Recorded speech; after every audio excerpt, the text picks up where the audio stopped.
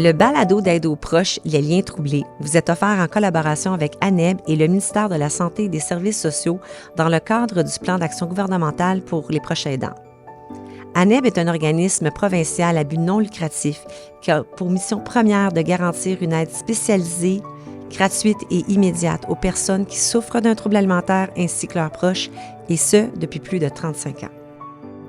Bonjour. Je m'appelle Sophie Azito et je suis l'animatrice du balado Les liens troublés et la maman d'une jeune femme qui souffre d'un trouble alimentaire. Tout au long de la série, en compagnie de Josée Champagne, la directrice générale d'ANEB, nous recueillerons des témoignages et rencontrerons des spécialistes des troubles alimentaires dans le but premier d'offrir des outils aux proches. C'est en comprenant mieux la maladie et ses enjeux que les proches d'une personne atteinte d'un trouble alimentaire seront plus aptes à la soutenir et réunir les conditions favorables à sa guérison.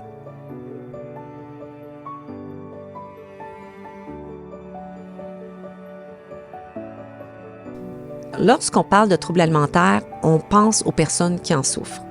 On oublie que l'impact va bien au-delà de l'individu. Toutes les personnes qui entourent cette personne-là, les êtres proches, vont souffrir également. Ça suscite un mélange complexe d'émotions, comme l'impuissance, la culpabilité, la peur, puis un désir profond de trouver les mots justes et la bonne façon d'aider. Dans la première série, on avait abordé l'impact du trouble alimentaire sur la fratrie. Dans cet épisode, on aborde le point de vue d'un papa et conjoint de personnes qui souffrent d'un TA.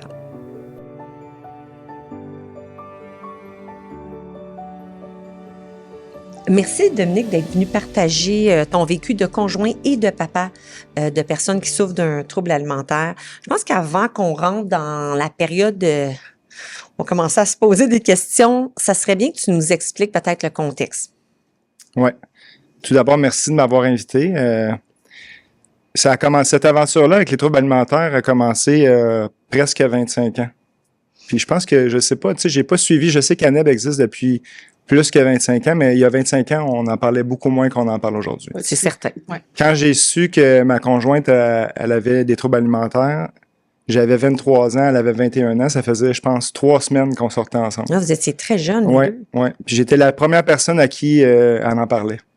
Wow, c'est gros. Puis honnêtement, quand elle me dit, parce qu'elle me dit qu'elle était boulimique, quand elle me dit qu'elle était boulimique, je comprenais pas ce que ça voulait dire. Puis là, elle s'est mise à pleurer, puis honnêtement, ça m'a pris un petit moment, puis il a fallu qu'elle m'explique c'était quoi, tu sais. Fait qu'on remonte à loin, là, ça partait de loin, là, l'éducation que j'avais à avoir par rapport à ce trouble-là. Tu sais. Ça faisait 3 semaines que vous étiez en relation, puis elle se sentait assez en confiance pour partager ça avec toi. Est-ce que ça faisait longtemps à ce moment-là qu'elle souffrait de boulimie? Elle avait 21 ans, puis ça faisait depuis à peu près l'âge de 15 ans. OK, fait que ça faisait longtemps qu'elle souffrait de ça. Ouais. Puis comment tu l'as reçu quand elle t'a dit ça? La vérité? Oui. Ben sur le coup, j'ai pas trop compris. Quand j'ai fini par comprendre, quelques heures après, je suis parti en voiture parce qu'elle habitait quand même, elle habitait en campagne, puis je retournais à la maison, puis le premier réflexe que j'ai eu, c'est d'appeler ma mère. Oh, ouais. Pour... Ouais, puis je pleurais. Je m'excuse, ça commence déjà. Là, mais non, mais je te trouve tellement courageux, puis ça va tellement aider de gens que tu viennes partager ton histoire, Dominique, puis pour n'importe qui est dans les aventures, on va appeler ça des aventures, comme tu as dit, de troubles alimentaires, on le sait comment l'impact que ça a dans nos vies, puis comment ça vient nous chercher. Fait que... Ça part comme ça, je suis désolé, là, je voulais pas... mais aucune excuse à y avoir. Donc, tu as appelé ta mère parce que tu avais besoin comme... d'évacuer, je me suis arrêté sur le bord de la route, puis j'ai pas fait loin, là, j'ai fait 1 kilomètre sur le bord de la route, puis je l'ai appelé, puis là, j'y racontais ça, puis je me suis mis à pleurer, puis je pense qu'elle comprenait pas trop c'était quoi non plus. Puis ma mère, c'est une personne qui est très sensible à ces choses-là. Elle était alcoolique, puis elle a bu pendant très longtemps, mais elle savait pas c'était quoi la boulimie, puis elle faisait pas du tout le lien entre l'alcoolisme, la boulimie, puis les autres troubles là, compulsifs. Là. Mais elle m'a écouté, puis c'est ce que j'avais de besoin. Tu savais que peut-être qu'à cause de son vécu, il y aurait quand même une sensibilité à comprendre que ce qui relie tout ça, c'est de la souffrance. Il y a comme une composante de souffrance derrière tout ça. Ouais. Donc, toi, c'est ça, ça t'avait vraiment bouleversé si t'as pleuré là, quand t'as reçu ça. C'est quoi que tu retenais de ça? Parce que c'est vrai que c'est difficile à comprendre. Quand tu sais pas c'est quoi un trouble alimentaire, tu te fais dire ça par un proche, hein, Josée? Oui, puis tu sais, comme tu dis, Dominique, surtout à l'époque, le 25 ans, on en parlait tellement peu, le trouble alimentaire. Non, tu peux pas aller sur Internet faire des recherches pour comprendre, essayer de voir. Absolument. Ouais, c'est quoi? Beaucoup d'incompréhension. Puis il n'y avait pas vraiment d'aide non plus. Non tu sais, plus. Puis honnêtement, puis là, je me rappelle avoir fait des recherches sur Internet, parce qu'il y avait Internet il y a 25 ans. OK, ben tu vois, moi, je viens de dire qu'on l'avait pas, mais c'est vrai. Non, il y avait Internet. Ben, me semble qu'il y avait Internet. En tout cas, t'as été capable de faire des recherches. Ouais, puis j'ai trouvé un livre qui était, je pense, un des seuls livres, là, qui peut-être que vous avez entendu parler, là, Une tortue sur le dos, Annick Loupias, qui est, je pense, qui est une Française qui est émigrée au Canada. Tu connais? José, moi, je le connais pas. Oui, je connais le livre. Ça aborde les troubles alimentaires. Ouais, puis j'ai lu ça d'un couvert à l'autre assez rapidement. Puis il y avait beaucoup de ressemblances avec l'histoire de ma conjointe. Puis là, j'ai écrit un petit mot à l'intérieur, puis j'y ai donné. Oh, wow. OK, elle avait vraiment trouvé le bon gars, là. Ouais, je pense que oui. Vous êtes encore ensemble? Oui. Puis ça a été très difficile au début parce que, tu sais, c'est pas parce qu'elle m'en avait parlé qu'elle était prête à... C'était la première étape, en fait, là, Oui, d'en parler. C'était sa première étape. Puis il y a eu beaucoup de... Tu sais, il y a de haut et de bas là, dans cette histoire-là avec Annie. Là. Aujourd'hui, elle va super bien, mais tu sais, à un moment donné, il a fallu que je donne un ultimatum parce qu'elle voulait pas avoir de l'aide extérieure. Puis moi, j'étais pas la bonne personne pour l'aider. Puis Mais non, on n'est pas un intervenant, hein? C'est ça, là, quand t'es un proche, t'es pas un intervenant. non, j'étais dépassé. Là. Oui. Parce que, tu sais, les troubles boulimiques, c'est... Tu sais, vous savez c'est quoi, là? Tu sais, ça peut se déclencher n'importe quand. Là. C'est dans un party avec des amis, elle disparaît à la salle de bain, puis je la cherche. Là. C'était ça au début de notre relation. Il y avait, elle, dans son cas, la boulimie. Parce que la boulimie, c'est ça, il y a des vomissements, mais pas toujours. Il y a un mécanisme compensatoire. Ouais. Il y a des hein, si tu veux peut-être recadrer pour les gens. Non, ben c'est ça où il y a une perte de contrôle dans l'alimentation, puis après ça, il y a des comportements compensatoires, comme tu dis, que ce soit les vomissements, l'exercice excessif, la prise de laxatifs. Donc, elle, c'est ça. Fait que vous étiez à une fête, puis là, tout d'un coup, pouf, toi, tu le sais, elle disparaît à la salle de bain, puis là, tu te doutes qu'elle se fait vomir. Fait que Puis là, ce que ça a fait, c'est que là, j'ai commencé à surveiller un peu trop. Ouais. Puis là, elle était pas capable de vivre avec le fait que j'avais ce regard-là sur elle. Ouais. Fait que tu sais, elle avait ouvert son cœur, elle avait expliqué le problème, mais là, elle assumait pas le fait que là, comme conjoint, je la surveillais. Ouais. Puis ça a fait en sorte que au bout de 3 mois de relation, on s'est laissé. Puis on s'est laissé pendant 3 mois. Puis pendant 3 mois, moi, j'espérais qu'elle revienne. Puis à un moment donné, quand elle est revenue, ben là, je pense que c'est là que son processus a peut-être commencé un peu plus, là. À vouloir aller mieux. Parce que c'était une condition, en fait, de part et d'autre, là. Si tu reviens, faut que tu te prennes en main. Puis si je reviens, il faut que je me prenne en main, là. Que toi aussi, dans le fond, tu fasses un peu de lâcher prise, c'est ce que j'entends? Peut-être, oui. Puis que je trouve le moyen peut-être de l'accompagner d'une meilleure façon. Puis est-ce qu'elle allait chercher de l'aide à ce moment-là? Oui.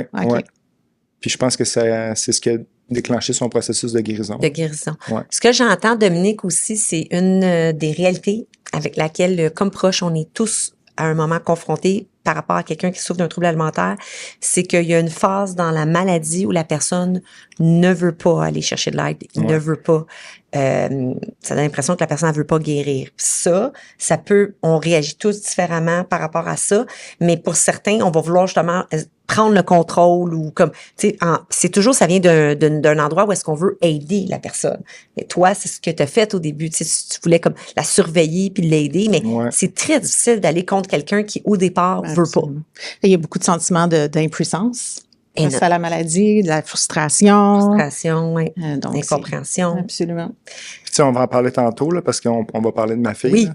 Mais ce que j'ai fait avec ma conjointe, d'y donner un ultimatum, je peux pas faire ça avec ma fille. Non. Parce que j'aurais pu partir après 3 mois puis dire, gars, moi, c'est trop compliqué, j'ai pas envie d'être là-dedans, mais ma fille, je vais être là toute sa vie, puis je peux pas faire ça. La dynamique est très différente.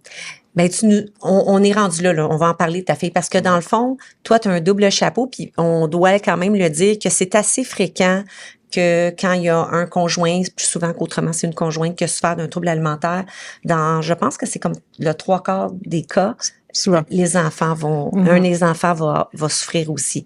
Fait que dans ton cas, comme le papa, ça doit être difficile. Comment tu as vécu ça? Parce que là, tu avais déjà passé par là avec ta conjointe. Tu savais là, quel genre de bébite que c'est, un trouble alimentaire, c'est un monstre. Là. Ouais. Mais la différence avec ma conjointe, c'est que c'est arrivé un peu comme un coup de masse dans le front. Okay. Avec ma fille, c'est arrivé un peu sournoisement, plus tranquillement. Je l'ai peut-être pas vu venir aussi vite. Fait que ça a été un peu graduel. Elle avait quel âge, ta fille, quand ça s'est déclaré? Là, elle a 15 ans. Ça fait déjà quelques années. Là. Mais elle m'a déjà confié que ça ça partait de loin, là. Ça arrête. Premier commentaire, tu sais, à un moment donné, je pense que vous en avez parlé dans un podcast, là. Oui. Premier commentaire d'un garçon à l'école, tu sais, à l'âge que les petites filles sont un peu grassouillettes, c'est normal parce que là, ils sont en Oui, ils sont juste en prépuberté et tout, là, prépuberté. exactement. Puis je pense que ça a été l'élément déclencheur, ça a été ce petit commentaire-là de trouble qui a fait en sorte qu'elle a commencé à faire attention à ce qu'elle mangeait. Puis Il y avait déjà une vulnérabilité, puis là, Ouais. de là, ça a pris. Fait que peut-être que même aussi jeune que des fois, c'est 9-10 ans, hein, Ouais, parce que ouais. ça s'installe, comme tu dis, tu le dis sournoisement. Puis là, après ça, comme parent, des fois, on se sent coupable de pas l'avoir vu avant. Mais ça n'a pas des pancartes là, pour dire... Fait que là, toi, dans le fond, comment vous l'avez su? Comment tu l'as su pour ta fille? Je pense que c'est par des c'est sûr que j'ai pas eu cette discussion-là avec ma fille parce que puis on en parlera là, mais c'est un sujet un peu tabou à certains moments, puis des fois non. Là. Comme hier, elle savait que je m'en venais ici, puis on en a parlé. Puis comment elle se sentait que tu venais ici? C'était une bonne journée hier pour elle. La communication était bonne, tu sais, puis elle voulait savoir c'était quoi les questions, puis j'ai été super honnête sur l'angle que je voulais prendre, puis c'était une bonne journée. Si j'avais été dans une mauvaise journée, elle m'aurait peut-être pas parlé de ça, ou c'était peut-être pas le bon moment pour lui dire que je m'en venais ici aujourd'hui, tu sais. Juste ce que tu mentionnes, je trouve que c'est important parce que ça, on l'apprend avec les années de côtoyer quelqu'un qui souffre d'un trouble alimentaire. Pour la communication, il faut être patient de trouver le bon moment parce qu'il y a des bonnes journées puis il y en a des moins bonnes. Puis quand il y a des bonnes journées, là, c'est notre chance peut-être d'ouvrir un dialogue à Josée. Oui, on choisit nos moments. Il faut vraiment choisir nos moments. Puis pour des gens comme d'un tempérament, moi je pense plus pour moi, mais tu sais, des fois on voudrait être impatient de pouvoir communiquer, mais c'est tellement plus payant d'attendre le bon moment, la bonne journée pour pouvoir ouvrir la communication. Fait qu'hier, c'était une bonne journée pour ta fille. Ouais. Elle était ouverte sur ça. Mais tu mentionnes quand même que c'est quand même encore assez tabou. Oui. Fait que c'est pour ça que tu l'as pas eu la conversation de dire comment ça s'est déclaré ou, tu sais, ça, vous êtes pas rendu là, dans le cheminement ou dans la discussion entourant son trouble alimentaire. Non, puis tu sais, moi, ma fille, la relation que j'ai avec elle est très proche. Puis on se parle beaucoup, un peu moins là, depuis un certain moment, parce que là, il y a la combinaison de l'âge aussi. Là. À 15 ans. ans. À 15 ans, une petite fille, ça est en plein dans sa période d'adolescence. Là. Plus le trouble. Fait que la communication est un peu moins bonne qu'elle était, mais ma fille, c'est le genre de personne avec qui je peux avoir des bonnes discussions. Puis quand il y a un problème, on s'assoit, on en discute, puis on règle les choses. On se parle. La communication est de nature très bonne. Là, c'est un peu moins facile. Puis des fois, j'ai de la difficulté à discerner entre est-ce que c'est le trouble ou c'est juste la période de sa vie, là, ou est-ce que c'est... C'est vrai, hein, ça. Puis en plus, le trouble alimentaire, ça se déclare pour une grosse portion de gens pendant l'adolescence. Alors, les parents, on a tellement de difficultés, je trouve, à savoir, c'est-tu le trouble ou c'est l'adolescence? C'est difficile de départager, là, qu'est-ce qui fait que des fois, tu t'en vas promener ou t'es pas capable de parler ou l'enfant a l'air, je devrais dire l'adolescent a l'air taciturne. C'est-tu parce qu'il serait taciturne de toute façon ou c'est parce qu'il est vraiment envahi par son trouble alimentaire? Puis là, c'est là qu'on fait des liens avec, OK, on est quel moment de la journée? As-tu mangé? Tu sais, qu'est-ce qui s'est passé avant pour que là, elle soit pas de bonne humeur ou qu'elle soit très moody, là? Parce que le défi aussi, c'est que des fois, elle est dans la même journée ou dans la même heure, là. Elle danse dans la cuisine, puis on rit. Puis une heure après, c'est le nuage noir qui est rendu dans la maison. Ouais. Puis là, ben, des fois, on essaie de faire le lien. De faire un lien. Puis il y en a, des liens. Ouais. Souvent, on devient, si on a le malheur d'être quand même là-dedans plusieurs années, on finit par le savoir. Puis souvent, il y a un déclencheur qui est autour du trouble alimentaire qui va venir changer leur humeur. Hein. Ça, c'est faut le dire. Là. On sous-estime l'impact. Comme moi, chez moi, ça peut être aussi simple que ma fille, elle avait une phobie de l'huile d'olive. Puis là, on avait laissé sortir l'huile d'olive sur le comptoir. Puis là, ça pouvait la faire se refermer. Tu sais, pour quelqu'un qui n'a pas un trouble alimentaire, tu dis ça, puis ça fait aucun sens. Mais on finissait par savoir que ça avait un impact. Fait que là, on cachait les huiles, tu sais, pour pas, qui peut changer beaucoup, beaucoup l'humeur de la personne parce que là, elle a comme ça fait monter son niveau d'anxiété. Ouais. Mais ou un mot de trop sur le sujet, tu sais. Ça fait déborder. Je prendrai pas des exemples, là, mais tu sais, là, on se regarde, moi et ma conjointe, puis là, c'est comme, OK, ça vient de faire déclencher, là, puis là, ma fille disparaît. Tout était correct il y a 1 minute.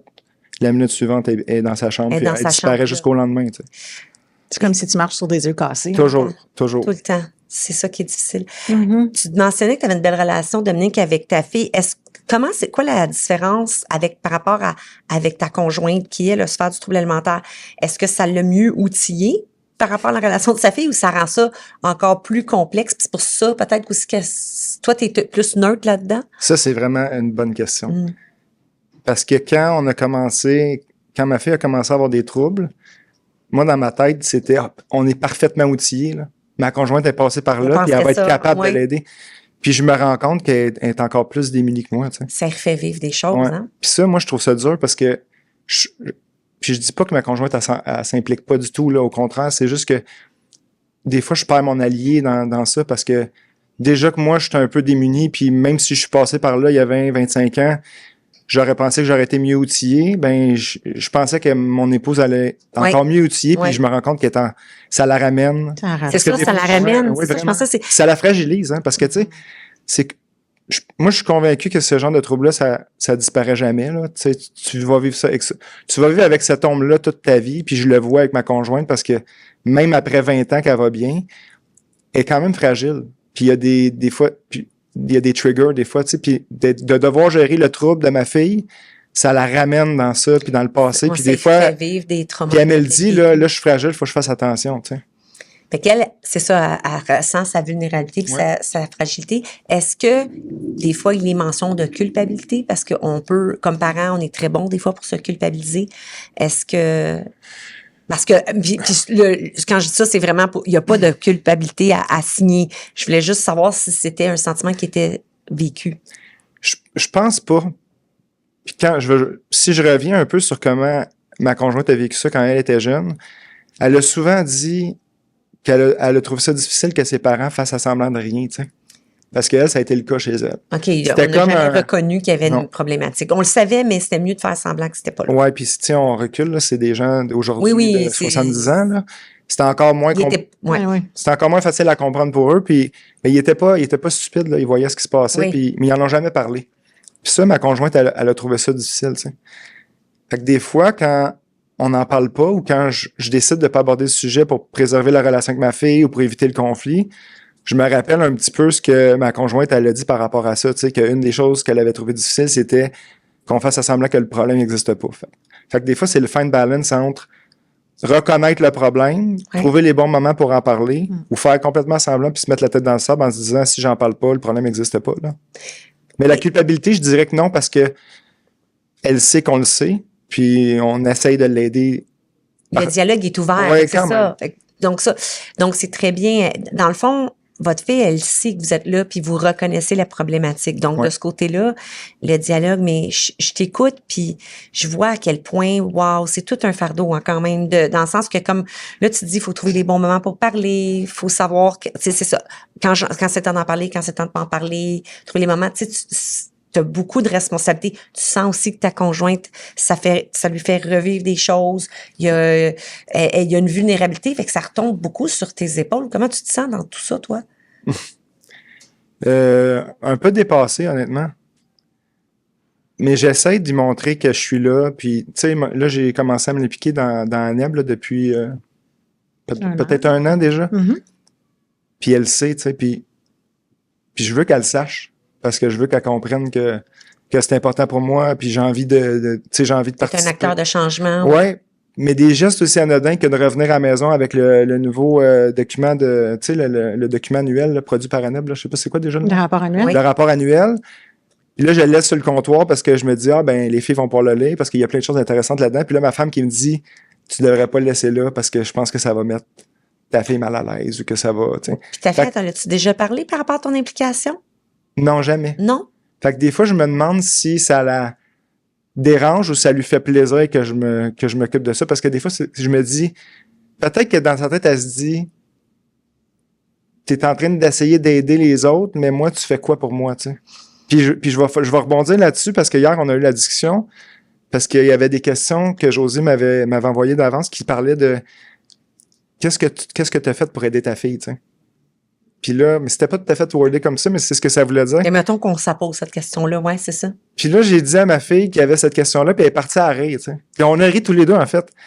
Parce que la conclusion, c'est, ben, t'es un peu dépassé, puis tu fais pas grand-chose pour m'aider, puis... Mais c'était pas négatif, elle me disait pas ça pour me blâmer, là, c'était juste que on le sait tous les deux qu'en ce moment, on n'est pas rendu là, que je suis un acteur vraiment de changement, puis dans son processus de guérison, là. Mais qu'est-ce que tu pourrais faire de plus? Peut-être d'initier la discussion un peu plus souvent sur le sujet, puis pas avoir un peu moins peur de le faire, parce que je pense que quand c'est le bon moment, là, puis je la connais assez pour déceler ces moments-là, peut-être, comme hier, ça en était un bon moment, là. Peut-être d'initier la discussion pour voir comment elle va, puis peux-tu faire quelque chose pour t'aider? C'est vrai que, par contre, c'est vrai qu'au départ, c'est comme si c'était une patate chaude quand t'arrives le trouble alimentaire, puis là, je la lance dessus, je la garde dessus, etc. Avec, des fois, le temps, c'est vrai qu'il y a une discussion c'est un sujet que soi-même, des fois, pas qu'il est tabou, c'est qu'on se sent dépassé. Tu le nommes très bien, Dominique, là. Je comprends pas beaucoup de monde qui n'ont pas souffert de troubles alimentaires, puis même qui ont souffert de troubles alimentaires, comme c'est le cas de ta conjointe, quand c'est ton enfant, tu te sens facilement dépassé. Mais ben là, moi, ça, c'est purement personnel, ce que je vais me permettre de dire ça. Plus on se force à initier la conversation, dans le cas chez moi, plus c'est devenu facile. Au début, c'était difficile. Les portes étaient souvent fermées. Puis je réinitiais avec un moment. Et maintenant, c'est une conversation qui est beaucoup plus facile à avoir à tous les niveaux. Mais je pense qu'au départ, c'est de se dire, regarde, la porte, ça se peut qu'elle se ferme souvent, mais on revient. On l'a eu le conseil aussi d'intervenants qui nous disent, c'est pas grave, je pense que ta fille, ce qu'elle entend, c'est que définitivement, elle a un papa qui prend ça à cœur, qui est t'es intéressé, ton implication, c'est ce que ça veut dire aussi. Tu dis, toi, tu comprends le trouble alimentaire ou tu veux le comprendre plus, puis tu veux lui montrer à ta manière que t'es là. Parce moi aussi, je me suis impliquée au début parce que je me sentais impuissante. Dans le fond, t'as-tu d'autres conseils qu'on pourrait faire comme parents pour montrer à notre enfant qu'on veut les aider? Ben, je pense beaucoup, juste ce que vous faites, c'est d'initier la conversation, c'est vous montrer que vous êtes présent, que vous êtes à l'écoute. Puis comme tu dis, des fois, les portes vont s'ouvrir, des fois, elles vont pas s'ouvrir. Mais ça, c'est pas de votre contrôle. S'informer aussi. Ouais. J'ai peut-être tort, mais je pense que passer à travers ça, ça prend de l'aide externe. Puis le fait que ma fille est... Très bon point. Tu sais, elle était suivie, là. Elle est allée voir... parce que c'est très difficile d'avoir de l'aide des gens qui connaissent vraiment ça, là. Oui. C'est pas tous les psychologues et psychothérapeutes qui peuvent traiter ça. Et même, je te dirais, même psychiatre. On pense qu'un psychiatre va être un spécialiste de toute la santé mentale, mais s'il n'est pas spécialisé en troubles alimentaires, des fois, c'est mieux qu'on gère les attentes des gens pour de ce côté-là. Là. Puis elle est allée voir une diététiste spécialisée dans une clinique spécialisée. Ça a fait son temps. Après ça, elle a vu une psychologue. Puis là, elle a congédié sa psychologue. Puis là, elle est toute seule, comme, avec nous qui cherchons un peu comment l'aider. Puis je pense que tant aussi longtemps qu'elle n'aura pas pris la décision qu'elle a besoin d'aide puis qu'elle va pas en chercher, je pense qu'on va comme stagner un peu, tu sais. Puis je dis tout le temps à ma femme, je pense qu'elle n'a pas encore atteint le fond du baril. Parce que la journée qu'elle va l'atteindre, je pense qu'elle va demander de l'aide. C'est plate, que ce soit comme ça, mais dans beaucoup de cas. Mais en fait, je pense qu'il faut que la personne, c'est sûr que ça, c'est un autre enjeu qui est difficile pour les proches, mais puis pour nos enfants, parce que comme parents, on se met la responsabilité que notre enfant, surtout, on parle de la nourriture. Puis la nourriture, c'est tellement, il y a un côté tellement émotif. Ton enfant est né, puis tout de suite, on est tout le temps content quand il mange. Puis, regarde, il mange, il est bébé. C'est viscéral comment ça vient te chercher comme parent quand ton enfant, il y a une relation toxique avec la nourriture. Mais ce que tu apprends avec le temps, c'est qu'il faut qu'il se mobilise. Il faut que la mobilisation vienne de la personne. Mais mais c'est pas facile. Ça, c'est pas facile parce qu'elle bouge pas. Elle peut se saboter tant que, tu peux l'entourer de tous les spécialistes du monde puis la personne peut se saboter. Ce que tu apprends, c'est que tu peux pas forcer quelqu'un à manger ou passer. Ils ont toujours, ça revient 3 fois par jour puis ils ont tellement d'occasions de se saboter si la personne n'est pas prête à se mobiliser. Là, Dominique, tu disais que toi, tu t'impliques, t'es pas sûr de comment elle voit son implication, mais toi, tu t'es impliqué parce que pour toi, c'est important de dire, je veux faire partie de la solution au niveau des troubles alimentaires, même si directement, pour l'instant, ça n'aide pas nécessairement ta fille. Non, puis la raison pour laquelle je me suis impliqué, c'est pas tant pour qu'elle passer un message ou qu'elle comprenne, c'est plus parce que avoir été dans le circuit puis le réseau depuis 25 ans, là, à chercher de l'aide, là, puis chercher, là, tu sais. Oui. Je pense que la ruée vers l'or, là, plus de chances de trouver de l'or, même encore aujourd'hui dans l'Ouest canadien, que de trouver Des de l'aide. ressources spécialisées. Puis t'es un gars qui a des ressources dans le sens que tu es capable de faire des téléphones, puis vous êtes capable aussi d'aller au privé, puis imagine, tu as de la misère à trouver Exactement. de l'aide. Fait que je pense que la raison de mon implication, c'est principalement pour essayer d'aider à aller chercher de l'argent, du financement, pour aller chercher des spécialistes, puis augmenter l'offre de services, parce que c'est ridicule à quel point en ce moment, il y a des gens qui souffrent, puis ma fille en fait partie, puis c'est surtout pour ça. Oui. Puis la raison pour laquelle j'ai choisi cette cause-là, c'est à cause de ma conjointe puis de ma fille. C'est sûr. C'était pas vraiment pour qu'elle comprenne que d'une façon détournée que j'étais là pour l'aider, là. Mais on t'en remercie. Oui, vraiment. Puis je te dirais que ton témoignage aujourd'hui, ça va faire contribuer autant pour la cause que même le côté financier, parce que la raison première du balado, c'était vraiment de fournir à tous les gens qui sont là, qui se sentent dépassés, qui ont de la difficulté à trouver de l'aide. On le sait que c'est pas une recette magique, mais il y a des outils. Moi, j'aurais aimé savoir accès à un balado comme ça au début de la maladie de ma fille. Toi, tu le dis, c'est la même chose.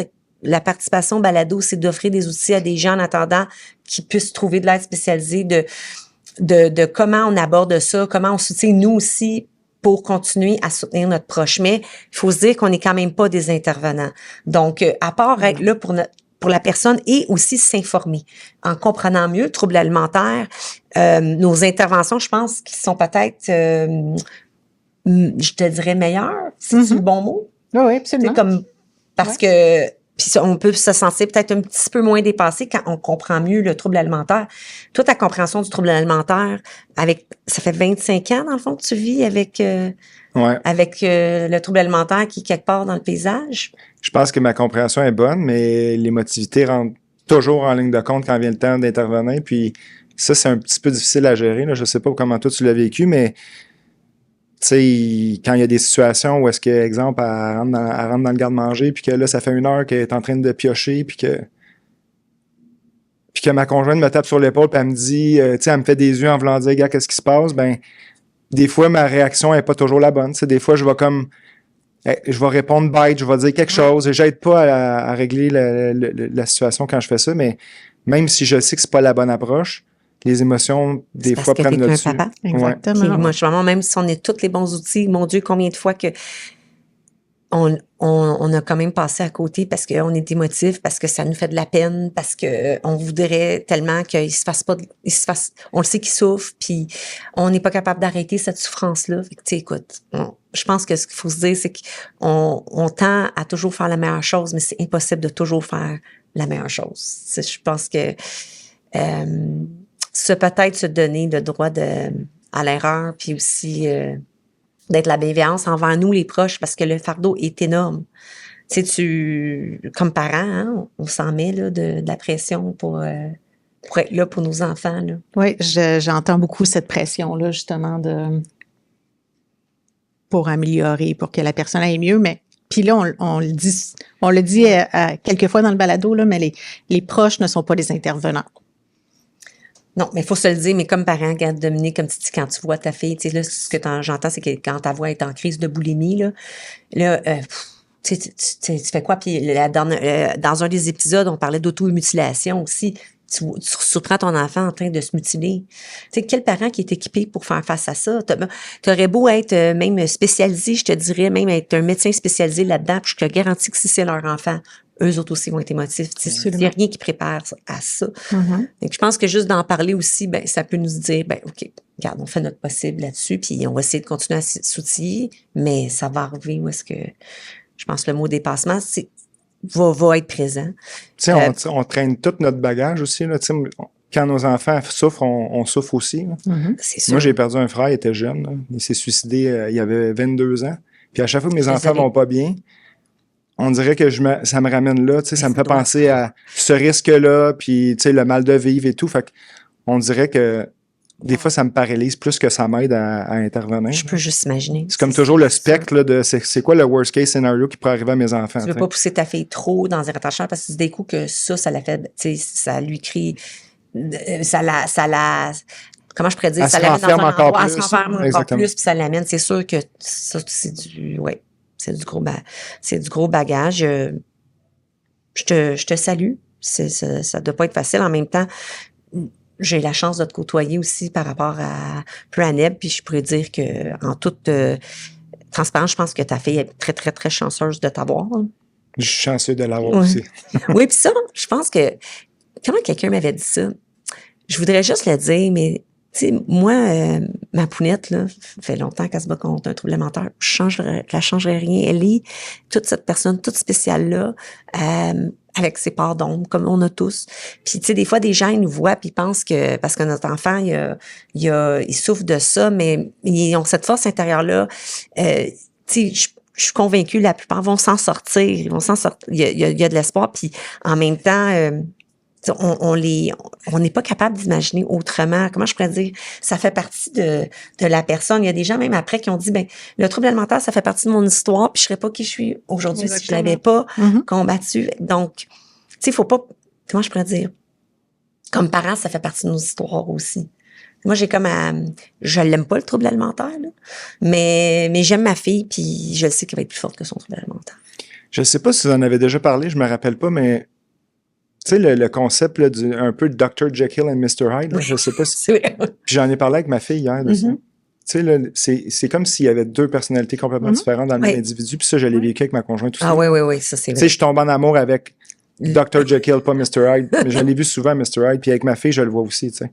Mais ça, j'espère, je souhaite que ça reste pas après, tu sais. Parce que je sais que ma conjointe, elle a changé puis évolué, puis elle l'a pu, elle non plus. Le Mr. Hyde est disparu avec le temps. C'est ça. Ben, Mr. Hyde, c'est la voie de la maladie. C'est ça, la voie de la maladie. Exact. Moi, au départ, j'avais de la misère à départager, mais aujourd'hui, je le vois très bien quand l'anxiété puis la maladie prend toute la place. Puis là, je dis des fois, là, je te parle, c'est pas toi, là, je suis en train de transiger avec la maladie, puis je suis pas intéressée à parler avec elle.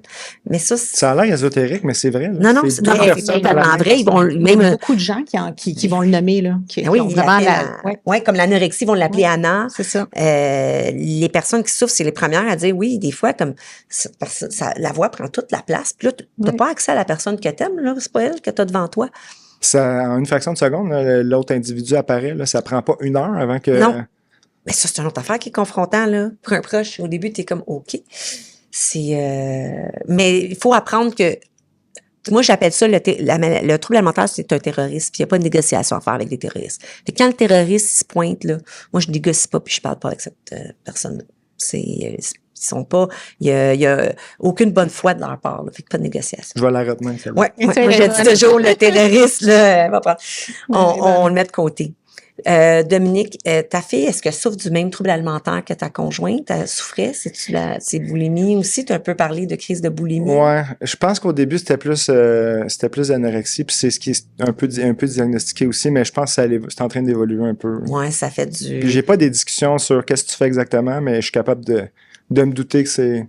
Puis ma conjointe aussi, elle a le radar aussi, là. Oui. Donc, je vais avouer que je pourrais pas dire exactement c'est quoi exactement, mais je pense que c'est... Ouais. C'est assez fréquent, là, un mélange des deux. Souvent, ça peut partir en anorexie, il va y avoir des crises de boulimie. Tu as un autre enfant, Dominique, comment ça l'a... Ouais, c'est ça, je vois tes yeux. Pour les gens qui nous écoutent en audio, ton visage voulait tout dire, là, ça affecte la dynamique familiale, pas à peu près, hein? Ouais, ça prend beaucoup de place dans la maison. Puis veux pas, tu sais, mon gars est passé aussi par des moments où il a quel âge, là? Il a 19 ans, bon, 20 ans en janvier.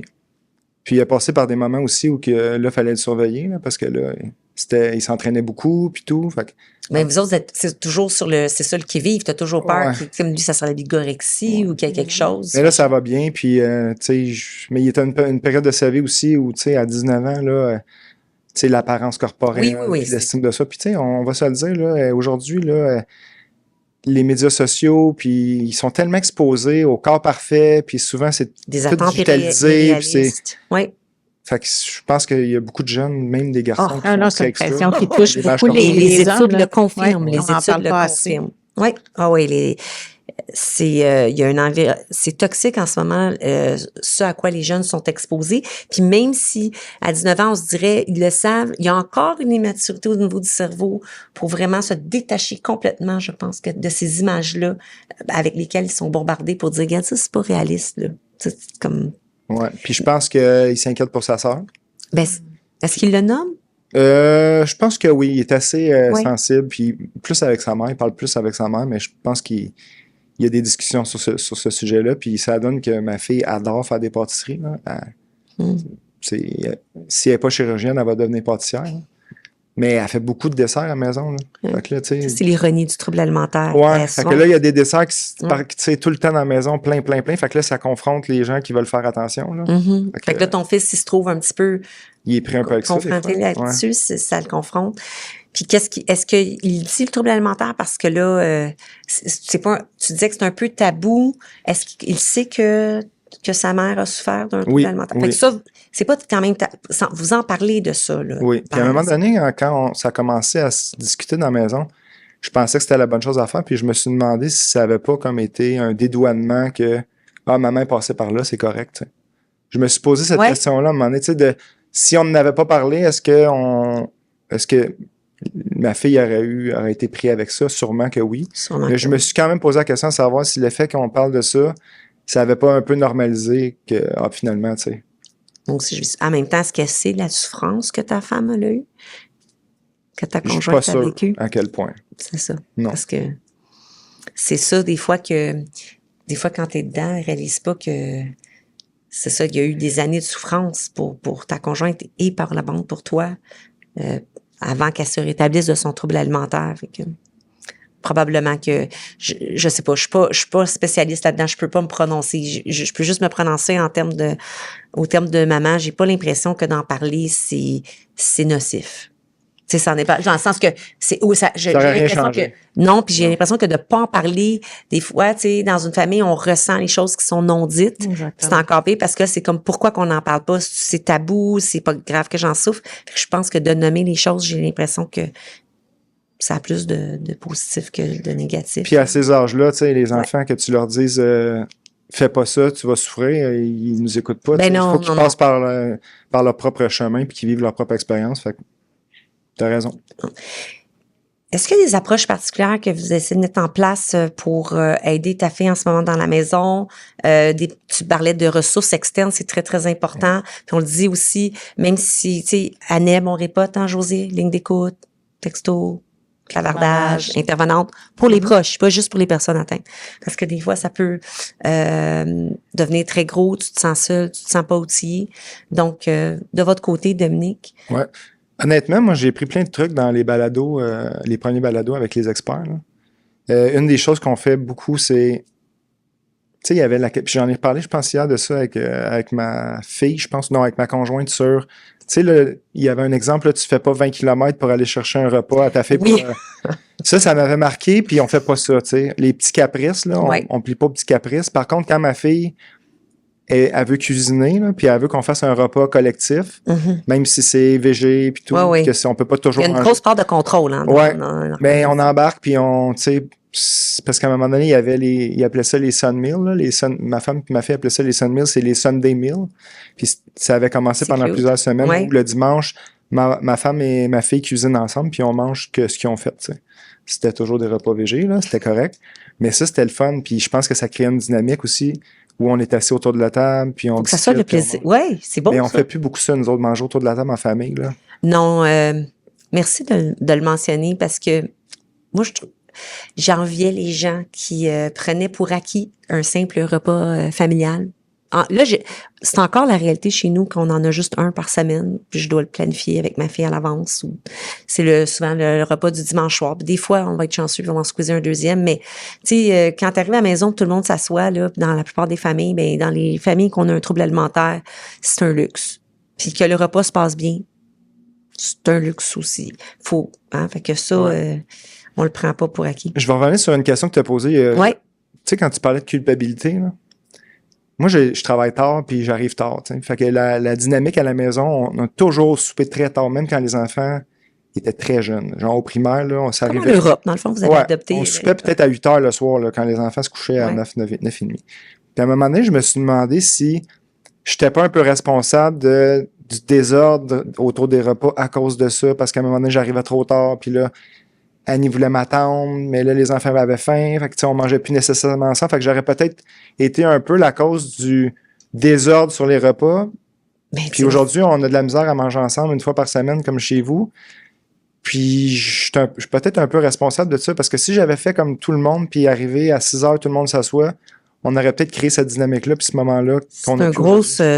moi, je t'entends, là, je suis pas intervenante, mais tout le monde en Europe aurait des troubles alimentaires. Mais je peux te dire qu'un trouble alimentaire, ça a des causes multifactorielles. Ouais, c'est pas le fait que je pense que tu arrivais. C'est pas une chose. Mais tu vois, ça revient, tu nommes, souvent, il y en a une forme de culpabilité, hein, on est bon pour s'attribuer de la culpabilité. Tu sais, je vois, plein de familles, moi, je trouve que qu'est-ce que tu faisais, c'était juste de créer des moments où vous vouliez manger en famille. Puis, tu sais, il y en a plein de familles qui soupent tard, puis il y a même aussi beaucoup de cultures ici qui sont installées ici maintenant, qui continuent à souper très tard, là. Ça doit être vrai puis des gens qui travaillent tard. Je trouve que c'est juste que c'était bien de préserver ce moment familial-là. Mais le trouble alimentaire, c'est pas là-dedans qui... mais bon, ça, c'est juste mon observation. Mais tu sais, quand tu mentionnais que vous mangiez, ce que je trouve bien que vous faites, là, les Sun Meals que tu appelles, je trouve ça cute. Dans le fond, c'est ce que vous cultivez, c'est du plaisir à être ensemble à table. Puis ça, dans une dynamique familiale où est-ce qu'il y a un trouble alimentaire auprès des enfants, c'est que souvent, c'est une des premières choses qui est plus présente dans les repas, c'est la notion de plaisir. Un champ de bataille.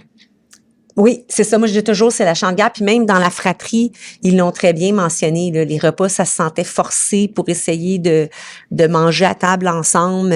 Si la fratrie le ressent, ça, donc vous avez, même si c'est un repas par semaine, au moins ce repas-là, il se veut dans le plaisir.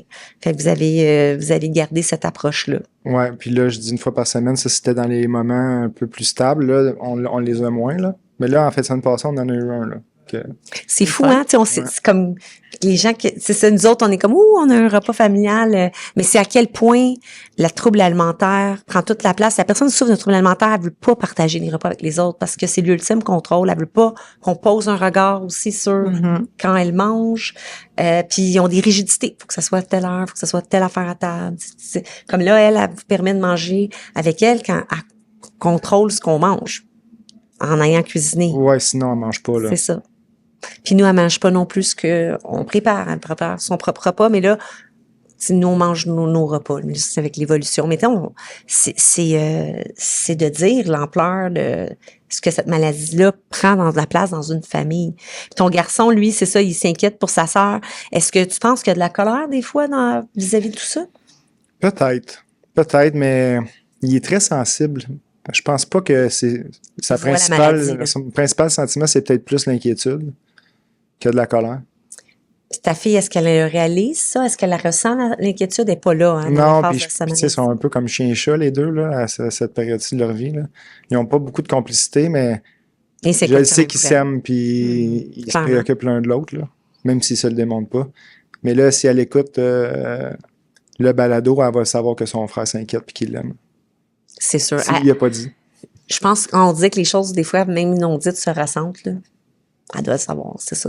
C'est juste qu'ils ont une drôle de manière de l'exprimer. Là, je te demande quelque chose de difficile, Dominique, mais je sais, mais supposons que à un papa ou à une maman qui nous écoute, là, c'est pas comme donner des conseils, mais qu'est-ce que tu aimerais partager avec eux et elles? Ben, étant donné que je suis passé par là puis que j'ai finalement vu la lumière au bout du tunnel, je le sais qu'on s'en sort. Puis je pense que ça prend beaucoup d'amour, puis ça prend beaucoup de patience. Puis quand c'est ton enfant, l'amour, c'est pas très difficile à donner. Des fois, c'est plus la patience qui est difficile à gérer, là. Fait que je pense d'être patient, parce que le temps guérit presque tout, là. Puis je pense que ça peut guérir aussi avec beaucoup d'amour du temps, puis je l'ai dit tantôt, avec de l'aide. Oui. C'est un beau message que tu envoies, puis ta conjointe est un portrait vivant de que, il y a après le trouble alimentaire où est-ce que les choses vont bien, puis ça se normalise, puis on en guérit. Mais j'aurais rien à rajouter à ton message. Par contre, y a-tu quelque chose que ta fille te dit qu'elle écouterait probablement le balado, que tu voudrais lui dire? Que je l'aime. Ça résume tout. Dominique, merci. Je suis très touchée. C'est sûr que je trouve que tu es courageux de venir en parler. On entend rarement le point de vue des hommes aussi. Je pense que des fois, ça me donne l'impression que c'est presque plus difficile à vivre pour du côté des hommes. C'est une maladie qui est très, très identifiée aux femmes, même s'il y a beaucoup d'hommes qui en souffrent. Puis il y en a qui souffrent par la bande comme toi en étant un proche. Alors, je sais que ton témoignage va certainement aider beaucoup de faire de bien. Je veux saluer particulièrement ta conjointe et ta fille. Elles sont pas seules, puis je trouve ça... ta conjointe, maintenant, elle va bien après son trouble alimentaire, puis je sais que ta fille, elle va aller bien aussi. Un jour, elle est merveilleusement bien entourée. Alors, merci de ton partage. Merci beaucoup pour l'invitation. Merci, Dominique.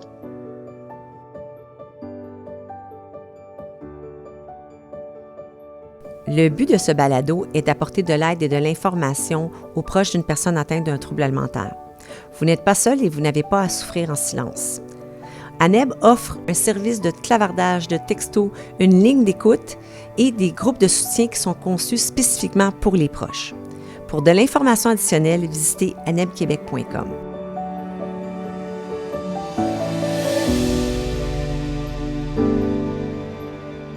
Dans la première série, on avait abordé l'impact du trouble alimentaire sur la fratrie. Dans cet épisode, on aborde le point de vue d'un papa et conjoint de personnes qui souffrent d'un TA.